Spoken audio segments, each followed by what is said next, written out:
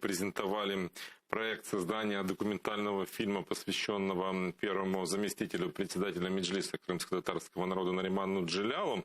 Напомню, что в сентябре прошлого года оккупанты задержали его вместе с братьями Ахтемовыми и обвинили в организации диверсии на газопроводе в селе Перевальное.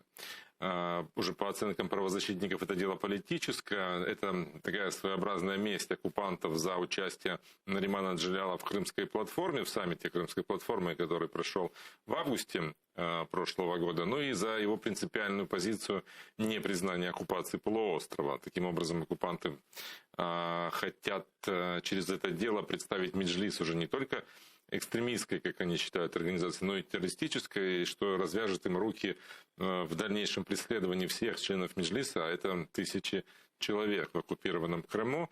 И вот теперь о Наримане Джиляле собираются снимать документальный фильм, и мы поговорим об этом с Денисом Савченко, правозащитником и координатором Крымсос, потому что является одним из инициаторов создания этого фильма.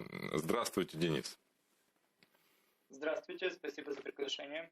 Расскажите нам поподробнее, какая идея фильма, кто будет его снимать?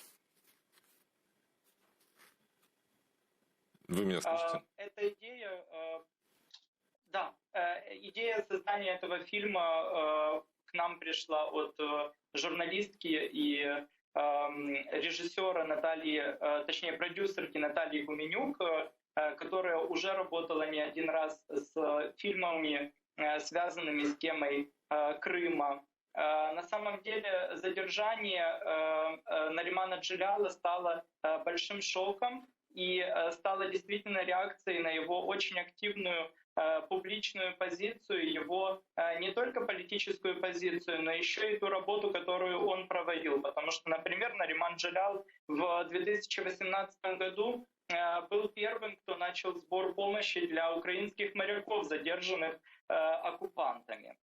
Вот, и поэтому, конечно, признавая то, что все лица, которые преследуются по политическим мотивам, очень важны, а на данный момент их аж 144 человека, из которых больше 100 находятся в местах лишения свободы. Но при этом есть часть политических узников, которые вели очень публичную деятельность, и преследование которых является местью. И на самом деле мы хотим рассказать личную историю Наримана Джиляла и пояснить, почему его деятельность была такой важной для дела деоккупации Крыма. Может быть, раскроете нам, собственно, немножечко сюжет, кто будет в нем героями, где будет сниматься, на каких локациях? Да, конечно. Уже с ноября прошлого года проходит запись интервью